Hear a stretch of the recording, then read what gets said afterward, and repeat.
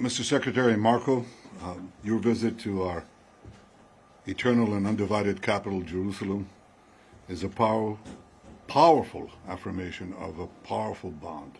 We are focused on what happens now, what happens next, what role can Qatar play possibly in reaching an outcome here that leads not just to the end of this hostilities, not just to the release of all of the hostages, both living and deceased, not just the disarmament and elimination of Hamas, but also a better future for the people of Gaza, which isn't possible as long as Hamas exists, which isn't possible as long as 48 hostages are being held.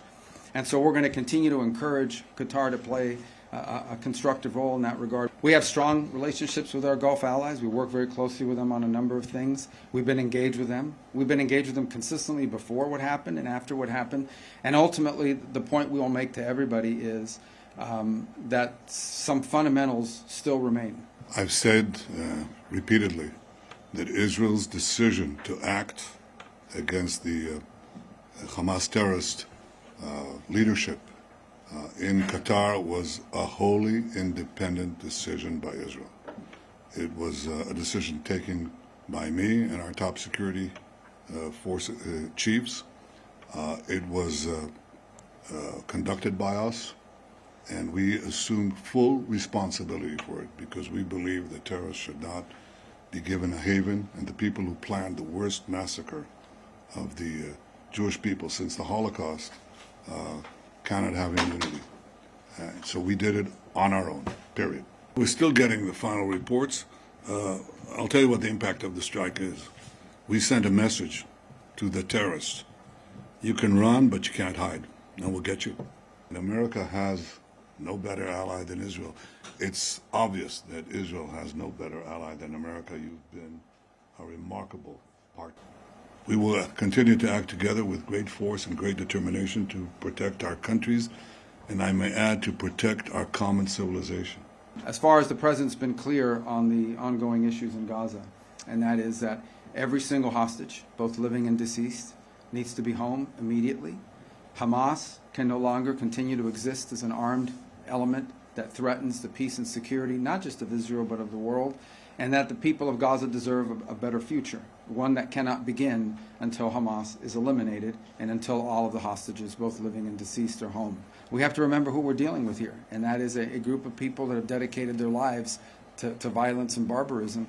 And when you're confronting that hard reality, as much as we may wish that there be a sort of a peaceful diplomatic way to end it, and we'll continue to explore and be dedicated to it, we also have to be prepared for the possibility that that's not going to happen. What's your message to close U.S. allies like the UK, which you plan to visit, on the vote at the United Nations to advance a Palestinian state? These things that people are doing and these different countries are doing at the United Nations, first of all, they're largely being done because of their own domestic politics. Second of all, they're largely symbolic. They have really no impact whatsoever in bringing us any closer to a Palestinian state. The only impact they actually have is it makes Hamas feel more emboldened.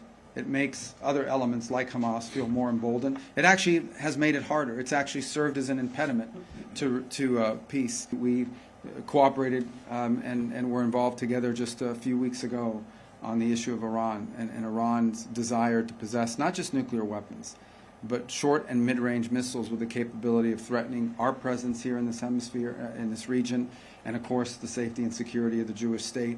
But I would venture to say a threat that actually extends well beyond that to the kingdoms of the Gulf and eventually even into Europe. In fact, some of the missiles they're trying to develop now can already range countries in Europe. And so a nuclear Iran governed by a radical Shia cleric that possesses not just nuclear weapons potentially, but the missiles that could deliver those weapons far away, is an unacceptable risk, not just for Israel, not just for the United States, but for the world.